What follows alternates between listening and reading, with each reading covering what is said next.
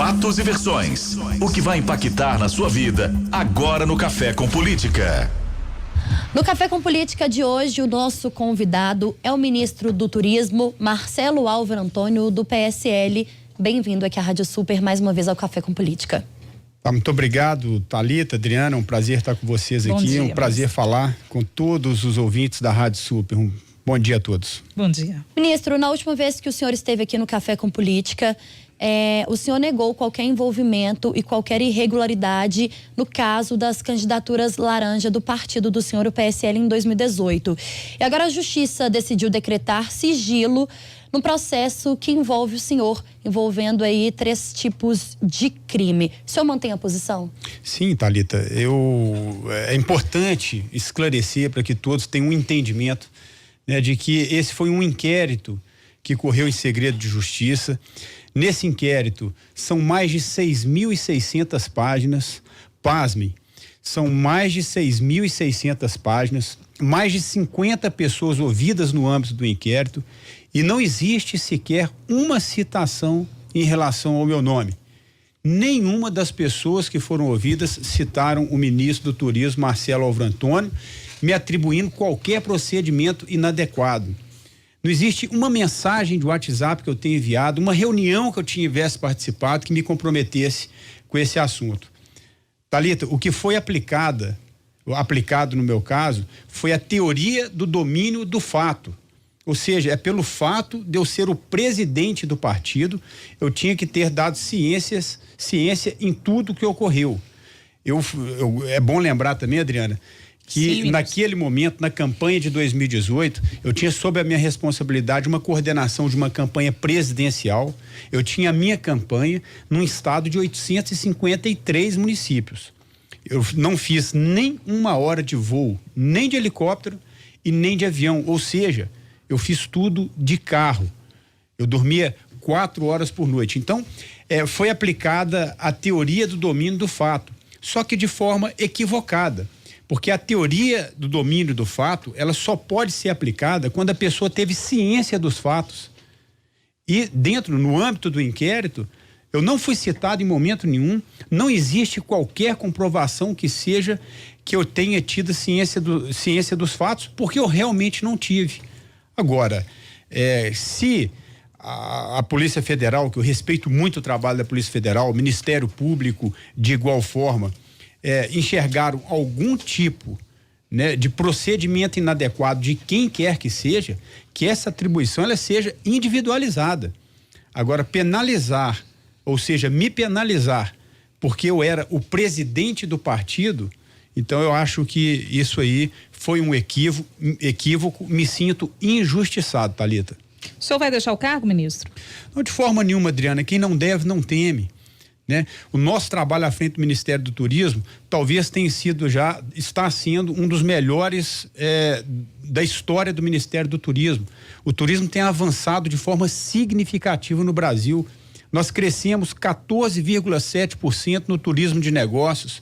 O gasto dos turistas estrangeiros no Brasil aumentou em 43%. Nós conseguimos abrir o capital aéreo, o capital estrangeiro para as aéreas. Já consolidamos a 4ª empresa aérea no Brasil, que é a Air Europa. Então nós já começamos a estruturar todos ou grande maioria dos pontos turísticos no Brasil. O turismo já criou mais de 6% a mais de emprego do mesmo período do ano passado. Então foi divulgado agora recentemente que foram criados 25 mil postos de empregos no mês de agosto pelo turismo, um impacto de mais de 20 bilhões na nossa economia. Então o turismo, ele tem dado uma contribuição muito importante para a economia brasileira, principalmente nesse momento onde nós sabemos que o que a gente mais precisa no Brasil é gerar emprego e renda. Portanto, o trabalho está sendo desenvolvido de forma responsável, de forma competente. Uma equipe do Ministério do Turismo tem feito um trabalho competente e eu não vou pedir afastamento por um caso que eu tenha minha consciência 100% tranquila. Os meus atos à frente do partido, aí eu falo por mim, os meus atos à frente do PSL na ocasião da campanha de 2018 foram idôneos, foram respeitando estritamente a legislação eleitoral. Portanto, Adriana, não vou me afastar porque não tenho nenhuma implicação com esse caso. O senhor citou o crescimento no setor do turismo, ministro, e hoje a gente trouxe aqui no Super N a fala do presidente Jair Bolsonaro em relação àquela mancha de óleo que atinge ali praias do Nordeste. E ele declarou que o senhor não está na região, mas está acompanhando o caso de perto. E aí eu te pergunto, o que o Ministério tem pensado para o Nordeste, que é uma região que recebe, né, grande parte do turismo brasileiro hoje, mesmo com a situação que vive atualmente? Exatamente. Peço licença, ministro, até para complementar também, se já há algum indício, se há indício criminoso em relação a essas manchas de petróleo no Nordeste, se há investigações em andamento, como que o Ministério do Turismo vem acompanhando também? Adriana e Thalita, está sendo investigado a causa, né, desse acidente que impactou de forma significativa o nosso meio ambiente. O turismo acaba sendo prejudicado por isso também.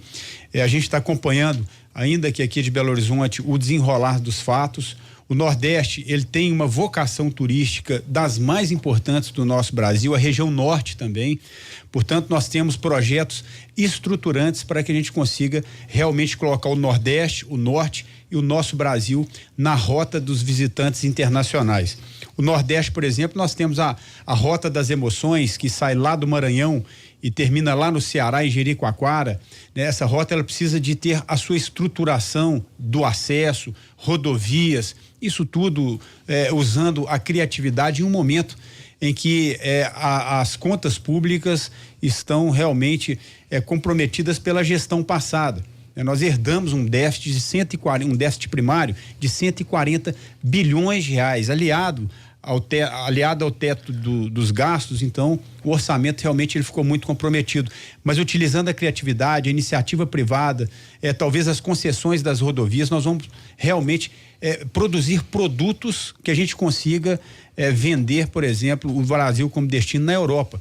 Nós fechamos um acordo com a Halcon, que é uma das empresas da Globalia, que tem 2.000 agências de viagem na Europa, para vender o Brasil como destino em todas essas agências. E para isso, a gente precisa de entregar produtos estruturados. É o que o Ministério do Turismo está fazendo, é o que nós estamos fazendo, estruturando, né, não só o Nordeste, mas também a região Norte, como todo o Brasil, para que a gente consiga potencializar o turismo e fazer esse potencial que nós temos se tornar realidade em geração de emprego, renda e de negócios no Brasil. Por falar em região norte, a gente não pode deixar de mencionar também a questão da Amazônia, não é, ministro?